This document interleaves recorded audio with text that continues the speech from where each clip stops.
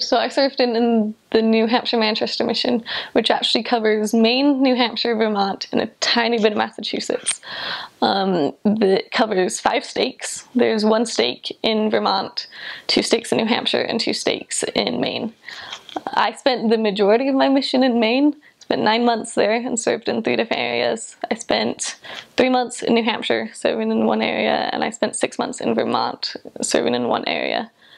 The majority of the mission speaks English, but there are a couple areas where they speak French, and there's also an area where they speak Spanish. The Spanish area is mostly in Massachusetts.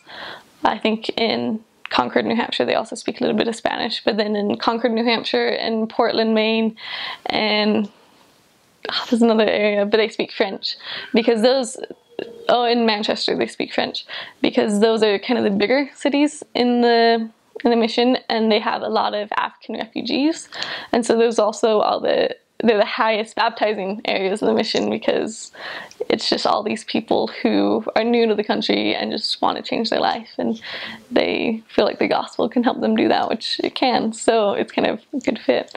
The rest of it is English speaking for the most part. It's interesting because those 3 states actually are the 3 least religious states in the country, so it's very hard a lot of the time because people just aren't religious at all, or if they are, they're Catholic, and they're all set. That's a big thing in New England, is everyone says they're all set.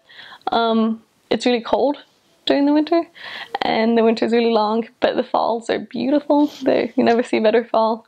Yeah, a lot of the areas are smaller. They tend to have a lot of rural areas, but almost every area has a car, so you drive a lot. There's not very many bike areas, and not very many walking areas, at least not just strictly.